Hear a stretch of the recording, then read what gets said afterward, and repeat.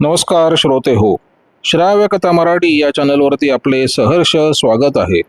श्रोते हो, श्राव्य कथा मराठी या चॅनलवरती मी सध्या आपल्याला सुप्रसिद्ध पोलीस तपास कथाकार श्री श्रीकांत सिनकर यांनी लिहिलेली आणि मनोरमा प्रकाशन यांनी पुनर्मुद्रित केलेली एक थरारक करुण रसा एक सांगत आहे.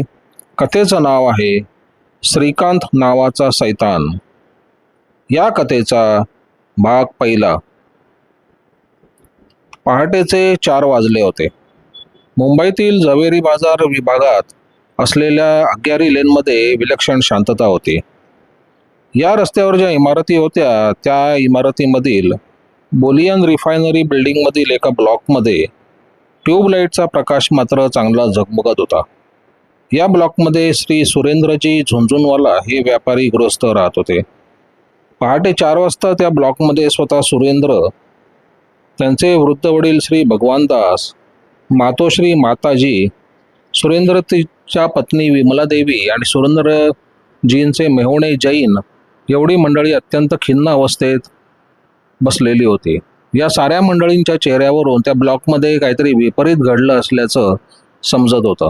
सोफ्यात बसलेल्या विमलादेवींचे डोळे रडून लाल झाले होते. तिथल्या ऐसपैस पलंगावर भगवानदास कपाळाला हात लावून बसले होते. सुरेंद्रजींनी मोठ्या प्रयासाने स्वतःला सावरले होते, परंतु मनोमन तेही निराश झाले होते. या मंडळींना धीर देत आणि त्यांचे सांत्वन करत श्री जैन तिथे बसले होते. ते नुकतेच सुरेंद्रजींबरोबर प्रिन्सेस स्ट्रीट पोलीस स्टेशनवरून परत आले होते. या श्रीमंत व्यापाऱ्याच्या ब्लॉकमध्ये असे सुटकी शोकाकुल वातावरण निर्माण व्हावं याचं कारण सुरेंद्रजींचा 5 वर्षाचा गोंडस मुलगा विनय कुमार उर्फ बंटी आणि त्या घरातील घर नोकर श्रीकांत हे दोघे आदल्या दिवशी संध्याकाळी 4:30 वाजल्यापासून कुठेतरी बेपत्ता झाले होते. सुरेंद्रजी एक शेअर ब्रोकर होते. शेअर मार्केटमधील आपल्या ऑफिसात बसून ते आपला व्यवसाय सांभाळायचे. भगवानदास वृद्ध होते. आपल्या आजारपणामुळे भगवानदास आपल्या पलंगावरून उठू शकत नव्हते. त्यांच्या पलंगाजवळ टेलिफोन होता. या फोनवरून ते सुरेंद्रजींना धंद्यासंबंधी सूचना देत असत. बंटी हा सुरेंद्रजींचा मोठा मुलगा होता. याखेरीज त्यांना आणखीन एक लहान मुलगा होता. तो जेमतेम 4 वर्षाचा होता. गोरापान गुटगुटीत बंटी केवळ घरातच नव्हे त्याचा संबंध इमारतीत सर्वांचा लाडका होता. या दोन्ही मुलांना विमलादेवी बऱ्यापैकी जपत होत्या. हे दोघे चिमणे भाऊ एका कॉन्व्हेंट स्कूलमध्ये जात होते. श्रीकांत पृथ्वीपाल कुशवाह हा 23 वर्षाचा उत्तर भारतीय मुलगा सुरेंद्रजींकडे घर नोकर म्हणून महिना 60 रुपये पगारावर काम करे. त्या घरात श्रीकांतला फारसे काम नव्हते. दोन्ही मुलांना त्यांच्या स्कूल बसपर्यंत पोहोचवणे, दळण भाजीपाला वगैरे आणणे, कपड्यांना इस्त्री करणे अशी कामं श्रीकांत करायचा. सुरेंद्रजींच्या घरात श्रीकांत जवळपास 8 महिने नोकरी करत होता. त्याच्याबद्दल सुरेंद्रजींना फारशी माहिती नव्हती. तो UP-मधला कुठला तरी आहे एवढंच त्यांना माहीत होतं. या घरात श्रीकांत येण्यापूर्वी त्याचं काम पूरणसिंग नावाचा दुसरा एक नोकर करत होता. परंतु पूरणसिंगची आई आजारी असल्याचं जेव्हा त्याला पत्र आलं तेव्हा तो आपल्या गावाला निघून गेला आणि आपल्या बदली त्यानं श्रीकांतला या घरात कामासाठी आणले. दोघांचाही पूर्वपरिचय होता. श्रीकांत त्या घरात लवकरच रुळला. त्याला नेमून दिलेलं काम त्याने आत्मसात केलं आणि तोही त्या घरातील एक माणूस झाला. बंटीवर श्रीकांतचं विशेष प्रेम होतं. जेव्हा जेव्हा त्याला मोकळा वेळ मिळे तेव्हा श्रीकांत बंटीबरोबर घरात खेळायचा किंवा त्याला बाहेर घेऊन फिरायला जायचा. बंटीलाही श्रीकांतचा बराच लळा लागला होता. श्रीकांतला थोडंफार इंग्रजी बोलता येत होतं, मात्र हिंदी भाषा त्याला चांगली अवगत होती. दरोडेखोरांच्या हिंदी कथा आणि कादंबऱ्या वाचण्याचा श्रीकांतला विलक्षण नाद होता. दरोडेखोरांच्या कथांची अनेक हिंदी पुस्तके त्याच्याजवळ होती. दिनांक 3 नोव्हेंबर 1974 रोजी सकाळी श्रीकांतनं भगवानदासकडून 10 रुपये ॲडव्हान्स घेतले आणि हे 10 रुपये आपल्या पगारातून कापून घ्या असं सांगितलं. त्याला काही खरेदी वगैरे करायची असेल असं समजून भगवानदासांनी श्रीकांतला 10 रुपये लगेच दिले. त्या घरातील सारी मंडळी श्रीकांतला कधी नोकर समजत नसे किंवा त्याला कधी नोकरासारखं वागणूक देत नसे. दिनांक 3 रोजी सकाळपासून तो बंटीला सारखा सांगत होता, आज संध्याकाळी मी तुला पतंग आणून देणार आहे. संध्याकाळी श्रीकांत आपल्याला पतंग देणार या कल्पनेनं छोटा बंटी एकदम आनंदून गेला होता. आणि आता मला आत्ताच पतंग दे असा हट्ट त्याने श्रीकांतजवळ धरला. परंतु तू शाळेतून आलास म्हणजे आपण पतंग आणू असं सांगून श्रीकांतनं बंटीची समजूत घातली. संध्याकाळी बंटी शाळेतून घरी आला आणि त्यानं पुन्हा श्रीकांतजवळ पतंगाचा हट्ट धरला. तेव्हा आता आणू असं म्हणून श्रीकांत दळण आणण्याची तयारी करू लागला. संध्याकाळी दळण आणायचं आहे असं दुपारीच विमलादेवींनी श्रीकांतला सांगून ठेवलं होतं. आपला दळणाचा डबा भरून झाल्यावर श्रीकांतनं विमलादेवींकडून दळण आणि पतंगासाठी 1 रुपया घेतला आणि तो बंटीसाठी ब्लॉकमधून बाहेर पडला. श्रीकांत आणि बंटी जेव्हा ब्लॉकमधून बाहेर पडले तेव्हा संध्याकाळचे 4:30 वाजले होते. संध्याकाळी 6:30 वाजता सुरेंद्रजी नेहमीप्रमाणे घरी आले, परंतु घरात कुठे बंटी दिसला नाही म्हणून त्यांनी बंटीची चौकशी केली. तेव्हा बंटी श्रीकांतबरोबर 4:30 वाजता पतंग आणायला गेलाय असं विमलादेवींनी सुरेंद्रजींना सांगितलं. 4:30 वाजता दळण आणि पतंग आणायला गेलेला श्रीकांत 7 वाजून गेले तरी परतला नाही तेव्हा विमलादेवी बुचकळ्यात पडल्या. त्या तशाच घराबाहेर पडल्या आणि सरळ गिरणीत आल्या. आश्चर्याची गोष्ट अशी होती की गिरणीत दळणाचा डबा होता. दळण दळून झालं होतं, परंतु गिरणीत श्रीकांत आणि बंटी नव्हते. विमलादेवींनी गिरणीवाल्याकडे जेव्हा चौकशी केली तेव्हा तुमचा नोकर डबा ठेवून गेला, पण तो कुठे गेला हे माहीत नाही असं उत्तर गिरणीवाल्यांनी दिलं. गिरणीत गोंधळून गेलेल्या विमलादेवी तशाच घरी आल्या आणि हा प्रकार त्यांनी आपल्या पतीला सांगितला. सुरेंद्रजी आपल्या पत्नीसह लगेच गिरणीत आले, परंतु गिरणवाल्यांना जे विमलादेवींना सांगितलं होतं ते सुरेंद्रजींना सांगितलं. तरी गिरणवाल्याला काही सूचना देऊन सुरेंद्रजी आणि विमलादेवी चौकशी करत फिरू लागले, परंतु श्रीकांत आणि बंटीचा कुठेच पत्ता नव्हता. रात्री 8 वाजता हे जोडपं आपल्या घरी आलं. घरी येताना कदाचित श्रीकांत घरी आला असेल अशी समजूत त्या दोघांची होती, परंतु तेव्हाही श्रीकांत आणि बंटी घरी परतले नव्हते. रात्री 8:30 वाजल्यापासून त्या ब्लॉकमध्ये चिंतेचं वातावरण हळूहळू तयार होऊ लागलं. सुरेंद्रजींच्या मनात अनेक शंकाकुशंकांनी थैमान घातलं. श्रीकांतचा आणि बंटीचा कुठेतरी अपघात नसेल तर झाले ना असा एक विचार त्यांच्या मनात येऊन गेला आणि आपल्या मनाची खात्री करून घेण्यासाठी त्यांनी मुंबईतील निरनिराळ्या सरकारी हॉस्पिटलमध्ये फोनवरून चौकशी केली, परंतु यापैकी कुठल्याही हॉस्पिटलमध्ये श्रीकांत आणि बंटीला दाखल करून घेतले नव्हते. मग श्रीकांत आणि बंटी गेले तरी कुठे आणि या आवाढव्य मुंबई शहरात त्यांचा शोध तरी कुठे घ्यायचा? सुरेंद्रजींना काही सुचेनासे झाले. त्यांनी आपले मेव्हणे श्री जैन यांना फोन करून आपल्या ब्लॉकवर बोलवून घेतले आणि रात्री 9:30च्या सुमारास ते प्रिन्सेस स्ट्रीट पोलीस स्टेशनवर येऊन दाखल झाले. आपल्या लाडका मुलाचा शोध घेण्यासाठी पोलिसांची मदत घेण्याखेरीज त्यांच्यापुढे दुसरा मार्ग नव्हता. इथे ब्लॉकमध्ये विमलादेवी आणि माताजी बंटीच्या आठवणीने रडू लागल्या. रात्रीचे 9:30 वाजून गेले होते आणि बंटीला भूक लागली असेल, तो सारखा मम्मी मम्मी करत असेल याची पक्की जाणीव विमलादेवींना झाली होती. त्या विमलादेवी दिवाणखान्यात लावलेल्या बंटीच्या फोटोकडे बघत हुंदके देत होत्या. सुरेंद्रजींनी पोलीस तक्रार नोंदवताच पोलीस यंत्रणेची चाकं फिरवू लागली. प्रिन्सेस स्ट्रीट पोलिसांनी या घटनेची बातमी पोलीस कंट्रोल रूमला कळवली आणि कंट्रोल रूमने हीच बातमी मुंबईतील सर्व पोलीस स्टेशनना कळवली. मुंबईतील प्रत्येक पोलीस स्टेशनला ही बातमी समजल्यामुळे श्रीकांत आणि बंटी शहरात कुठेतरी सापडले असते, म्हणजे मग प्रिन्सेस स्ट्रीट पोलीस स्टेशनला फोन गेला असता. श्री जैन यांची स्वतःची गाडी होती. आपली तक्रार नोंदवल्यावर सुरेंद्रजी पोलीस अधिकाऱ्यासमवेत जैनच्या कारमधून बऱ्याच ठिकाणी शोध घेऊ लागले. प्रिन्सेस स्ट्रीटला जरी श्रीकांत आणि बंटी बेपत्ता जाण्याची तक्रार नोंदवली होती तरी पोलीस अधिकारी आपल्या दृष्टिकोनातून त्या प्रकाराकडे बघत होते. कदाचित श्रीकांतनेच बंटीला कुठे पळून नेलेलं असेल ना असाही विचार पोलीस अधिकाऱ्यांच्या मनात आला आणि ते त्या दृष्टीने तपास करू लागले. परंतु दुर्दैवाची गोष्ट अशी होती की जो श्रीकांत सुरेंद्रजीच्या घरात 8 महिने नोकरी करत होता, तो श्रीकांत UP-मध्येही कुठेतरी राहतो एवढंच सुरेंद्रजींना माहिती होतं. या अपुऱ्या माहितीवर श्रीकांतचा तपास तरी कुठे करायचा? मुंबईत बऱ्याच ठिकाणी शोध घेऊनही काही उपयोग झाला नाही. असे अत्यंत निराश मनानं सुरेंद्रजी आणि जैन आपल्या ब्लॉकवर आले तेव्हा ते पहाटेचे 3 वाजले होते. 4 तारखेची पहाट मावळली आणि सकाळ उगवली. सुरेंद्रजींच्या घरातील वातावरण तसंच कायम होतं. आदल्या रात्री सुरेंद्रजींनी आपल्या नातेवाईकांच्या घरी चौकशी केली होती. यापैकी काही नातेवाईक सकाळ उजाडता सुरेंद्रजींच्या घरी येऊन हजर झाले. परंतु विमला देवींचे सांत्वन करण्यापलीकडे ही नातेवाईक मंडळी काही करू शकले नाही. प्रिन्सेस स्टेट पोलिसांकडून आपल्याला काहीतरी माहिती समजेल, त्यांचाच आपल्याला फोन येईल अशी आशा सर्वांना वाटत होती. सकाळी 8 वाजता फोनची बेल वाजली.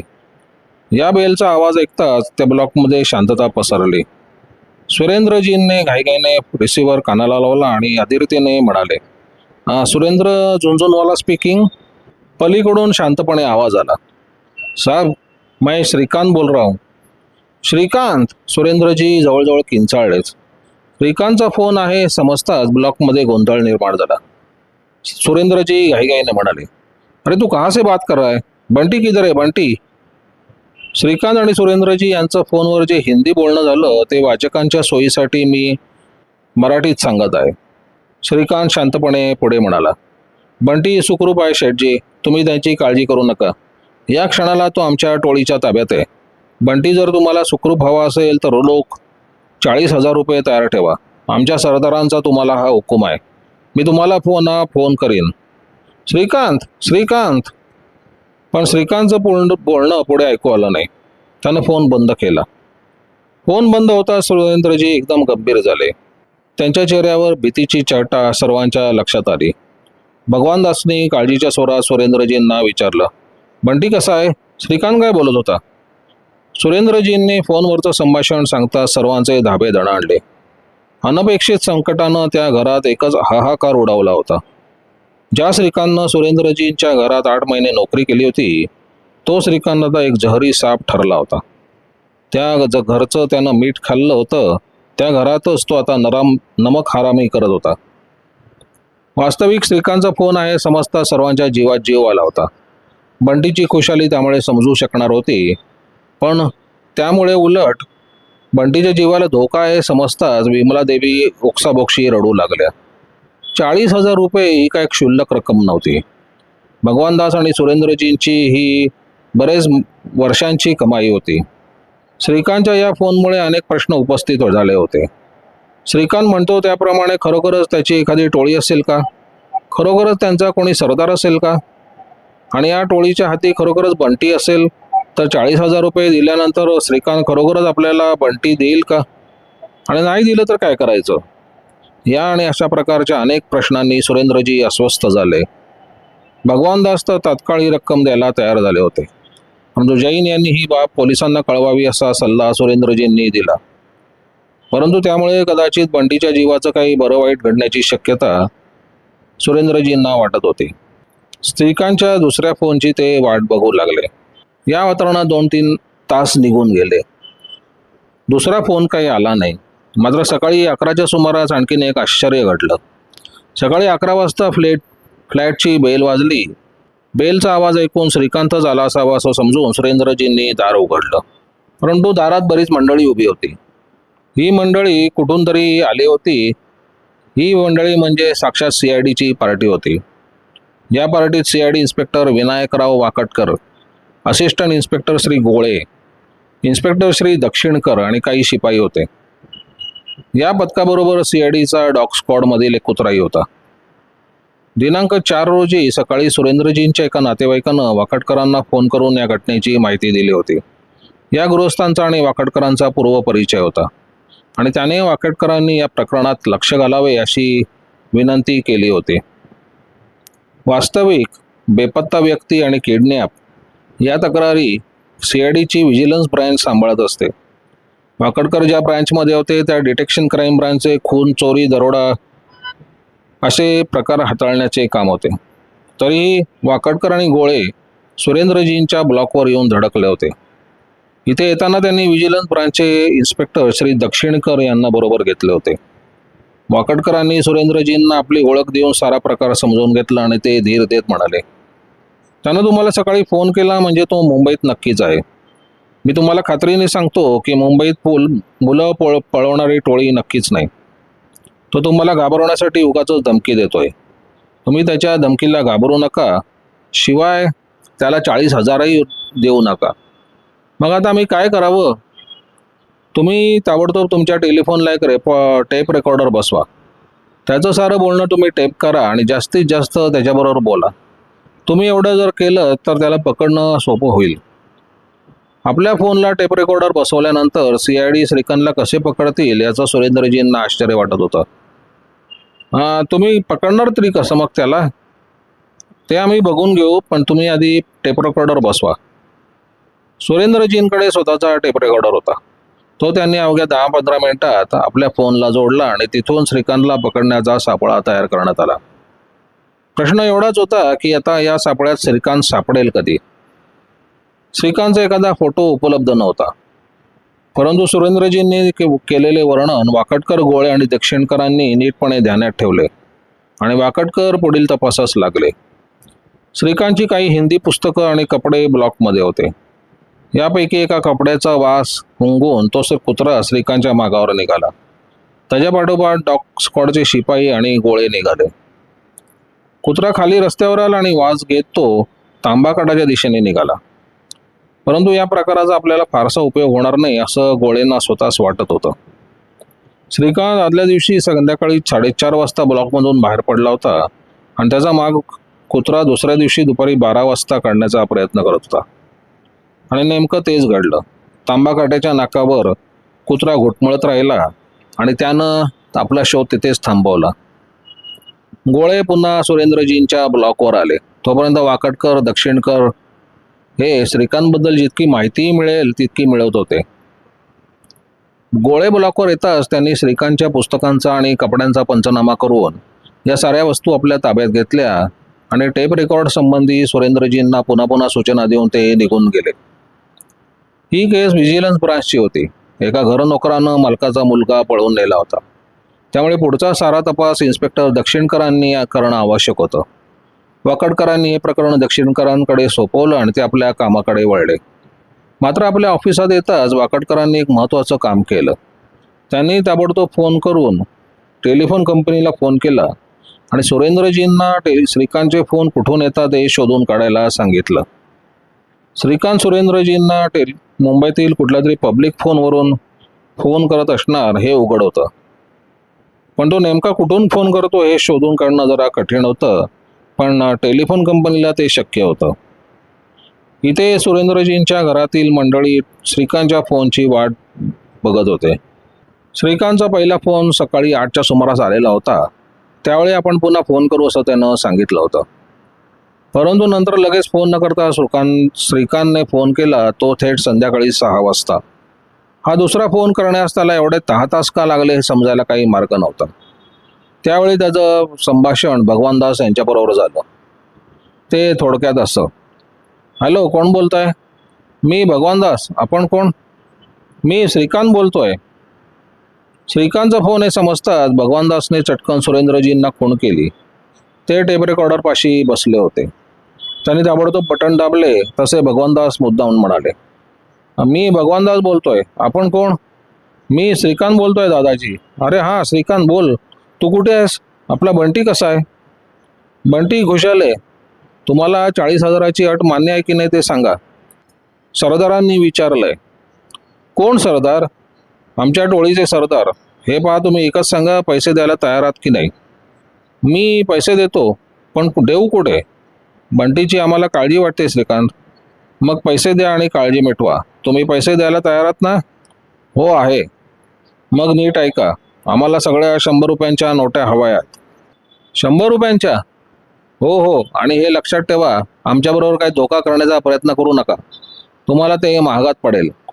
नाही नाही, मी काही धोका करणार नाही. सांगून ठेवतो, नाहीतर बंटीला. तुम्ही काय समजायचं ते समजा. आणि हे बघा, पोलिसांना कळवायच्या भानगडीत पडू नका. मुंबईत यापूर्वी आम्ही अशी एक केस केली आहे हे लक्षात ठेवा. श्रीकांत, माझं ऐक. तू आमच्याकडे इतके दिवस राहिलास, तुला आम्ही कधी वाईट वागणूक दिली आहे का? तुला माहीत आहे की बंटी आमचा जीव की प्राण आहे. त्याला जर तू आवडतोस, मी तुला काही धोका देणार नाही. मग आम्ही तुमचं काही नुकसान करणार नाही. नुकसान? श्रीकांत, तुला काही कल्पना आहे का की काल रात्रीपासून आमची काय अवस्था आहे ती? आमच्या सगळ्यांची झोप उडाली आहे. तुम्ही पैसे द्यायला तयार आहात ना? हो, पण पैसे द्यायचे कुठे? ते मी तुम्हाला फोन करून सांगतो. फोन बंद झाला. भगवानदास हताश झाले. सारी मंडळी हताश झाली. श्रीकांत आता पुन्हा फोन कधी करेल हे सांगता येत नव्हतं. सुरेंद्रनची झालेली टेप वाजून बघितली. त्या टेपवरचं श्रीकांतचं बोलणं टेप झालं होतं. हे बोलणं ऐकून पुन्हा सारी मंडळी विचारात पडली आणि विमलादेवींच्या शोकात अधिक भर पडली. श्रीकांतचा दुसरा फोन जरी 10 तासांनी आला होता तरी तिसरा फोन केवळ तासाभरानं म्हणजे संध्याकाळी 7 वाजता आला. हाही फोन भगवानदासनेच घेतला. हॅलो, मी श्रीकांत बोलतोय. हां बोल, मी भगवानदास. हे पहा दगाताजी, मी सांगतो तो पत्ता लिहून घ्या.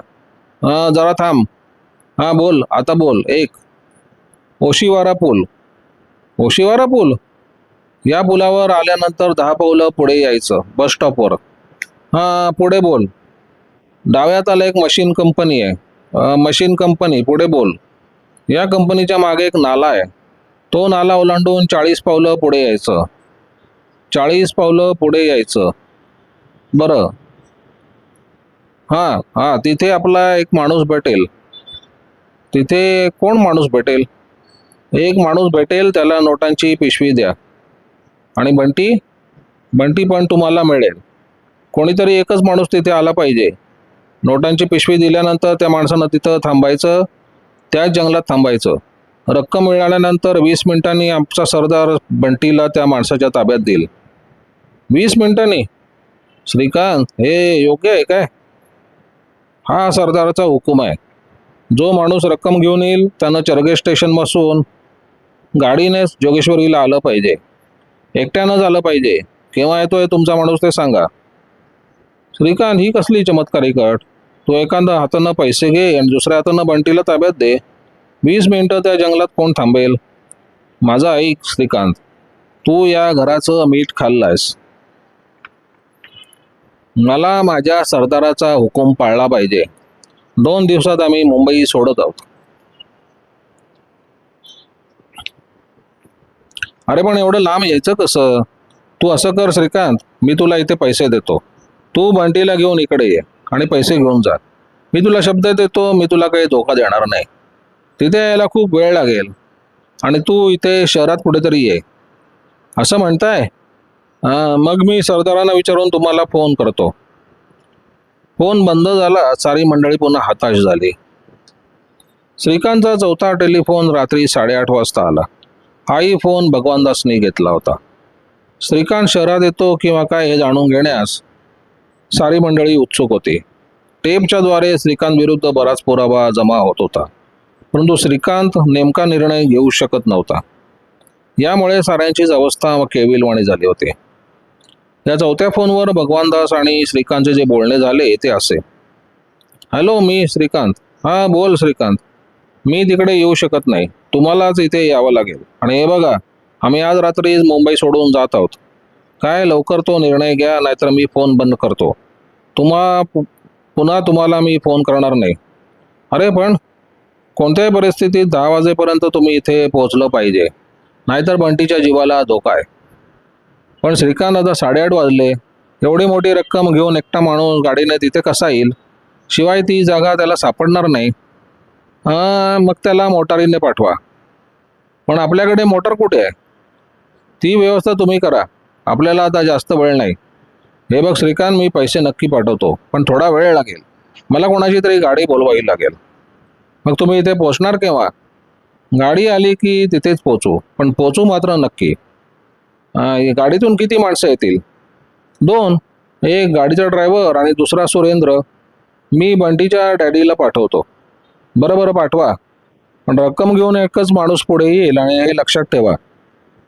असं कसं? एकट्या माणसाला भीती नाही का वाटणार? तू असं कर, मी गाडी ओशिवरा पुलावर उभी करायला सांगतो. तिथे तुम्ही बंटीला घेऊन या, रक्कम ताब्यात घ्या आणि बंटीला सुरेंद्रच्या ताब्यात द्या. काही बोलू नकोस आता श्रीकांत. थांबा, मी सरदारांना विचारतो. राकेश, ते गाडी पुलावर उभी करणार आहेत. तिथे रक्कम मिळेल. आपण बंटीला तिथेच ताब्यात द्यायचं, चालेल? हॅलो, चालेल. तुम्ही लवकर गाडी पाठवा आणि काही धोका करू नका, म्हणजे समजलं? अरे बाबा, काही धोका नाही करणार. श्रीकांत, बंटी माझ्याबरोबर बोलू शकेल का? नाही, सरदाराचा तसा हुकूम नाही. पण श्रीकांत, आम्ही तुमची वाट बघतोय. फोन बंद झाला. आता मात्र सुरेंद्रजींचं धाबं दणाणलं. श्रीकांतने जर फोन केला नाही आणि तो जर खरंच मुंबई सोडून गेला तर बंटी आपल्याला कदाचित दिसणार नाही, अशी त्यांना भीती वाटू लागली. सुरेंद्रजींनी कपाट उघडलं आणि 40,000 रुपयांची रक्कम एका कापडी पिशवीत भरून ते जैनसह प्रिन्सेस स्ट्रीट पोलीस स्टेशनला येऊन धडकले. सुरेंद्रजी पोलीस स्टेशनला आले खरे, पण आपला ब्लॉक सोडताना काय वाटेल ते करा, पण बंटीला परत आणा, असा त्यांच्या पत्नीने फोडलेला टाहो त्यांच्या कानात घुमत होता. पोलीस स्टेशनात येता सुरेंद्रजींनी assistant police commissioner Shri Gautam यांची भेट घेऊन फोनवरचं हे सारं पुराण त्यांना सांगितलं. प्रिन्सेस स्ट्रीट पोलीस स्टेशनचे असिस्टंट इन्स्पेक्टर श्री शिरगावकर तिथे होते. गौतमनी सुरेंद्रजींना धीर दिला आणि शिरगावकरांना ताबडतोब हालचाल करायला सांगितलं. शिरगावकर या मोहिमेसाठी ताबडतोब तयार झाले. त्यांनी स्वतः मळके कपडे परिधान केले आणि जैनच्या गाडीचे ड्रायव्हर ते स्वतः बनले. या गाडीतून शिरगावकर आणि सुरेंद्रजी यांनी जायचं आणि या गाडीच्या पाठोपाठ दुसऱ्या 2 गाड्या साध्या वेशातील पोलिसांनी यायचं असा बेत आखण्यात आला. प्रत्यक्ष जागेवर पोहोचल्यानंतर तिथे काय करायचं याबद्दल शिरगावकरांनी योग्य त्या सूचना आपल्या पथकास केल्या होत्या. 3 गाड्या भरधाव वेगानं जोगेश्वरीच्या रोखाने निघाल्या. आपण श्रीकांतला नक्की अटक करू आणि बंटीची सुटका करू असा आत्मविश्वास शिरगावकरांना वाटत होता.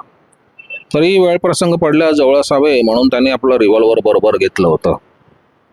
सुरेंद्रजी आपल्या मनात एक पोकळ आत्मविश्वास बाळगून शिरगावकरांबरोबर निघाले खरे, पण त्यांच्या मनातील धाकधूक काही कमी होत नाही.